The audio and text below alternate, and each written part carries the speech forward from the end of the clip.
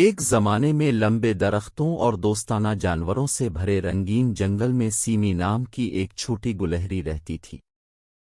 Semi کے پاس سب سے نرم کھال تھی جو زمین کی طرح بھوری تھی اور ایک تیز دم تھے۔ سیمی کو سردیوں کے لیے بالواں جمع کرنا اور اپنے آرام دہ درخت کے گھر میں رکھنا پسند تھا۔ وہ ہر وقت مصروف رہتا تھا، ادھر ادھر بھاگتا تھا اور بالواں جمع کرتا تھا، اس بات کو یقینی بناتا تھا کہ سردی کے دن آنے پر اس کے پاس خود کو گرم رکھنے کے لیے کافی کھانا ہے۔ ایک دھوپ والی صبح جب سیمی بالواں جمع کرنے میں مصروف تھا، اس نے دیکھا کہ اپنے دوست اولیور خرگوش ایک درخت کے نیچے اکیلا بیٹھا ہے، اداس نظر آ رہا ہے۔ سیمی اولیور کی طرف لپکا اور پوچھا، ارے اولیور، تم اتنے اداس کیوں ہو؟ اولیور نے سونگھا اور کہا، میں نے اپنی پسندیدہ گاجر کھو دی، وہ مجھ سے دور ہو گئی اور اب مجھے نہیں مل رہی۔ سیمی کو اپنے دوست کے لیے اداسی کا احساس ہوا۔ اس نے اپنے بالوں کے بارے میں سوچا کہ ان کا اس کے لیے کتنا مطلب ہے، لیکن پھر اس نے اولیور کی طرف دیکھا اور یاد آیا کہ اسے اپنے دوستوں کا کتنا خیال تھا۔ بغیر کسی ہچکچاہٹ کے سیمی نے کہا، فکر نہ کرو اولیور، میں تمہاری گاجر تلاش کرنے میں مدد کروں گا، ہم مل کر دیکھ سکتے ہیں۔ چنانچہ سیمی اور اولیور نے کھوئی ہوئی گاجر کی تلاش شروع کی۔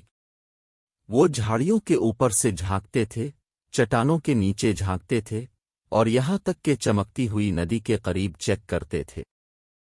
جب وہ تلاش کر رہے تھے، وہ باتیں کرتے اور ہنستے، کہانیاں بانٹتے اور ایک دوسرے کو مسکراتے۔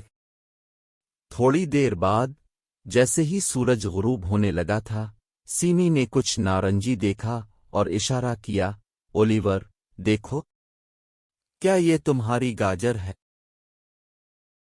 اولیور کی آنکھیں خوشی سے پھیل گئیں جب اس نے اپنی گاجر کو کچھ پتوں کے درمیان بسی دیکھا۔ اس نے جھک کر سیمی کو مضبوطی سے گلے لگایا اور کہا، شکریہ سیمی، تم وہ بہترین دوست ہو جسے کوئی بھی مانگ سکتا ہے۔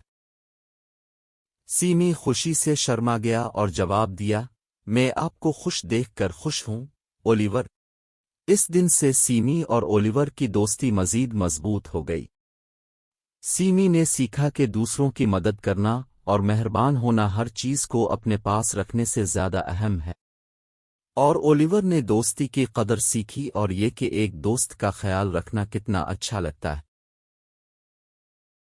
اور اس طرح رنگین جنگل کے دل میں نرم دل چھوٹی گلہری اور اس کے دوست خوش خرگوش کی کہانی تمام جانوروں کے لیے مہربانی، اشتراک اور حقیقی دوستی کی خوشی کے جادو کے بارے میں ایک یاد دہانی بن گئے، اور وہ سب ہمیشہ کے بعد خوشی خوشی زندگی بسر کرتے رہے، پورے جنگل میں اور اس سے باہر شفقت پھیلاتے رہے۔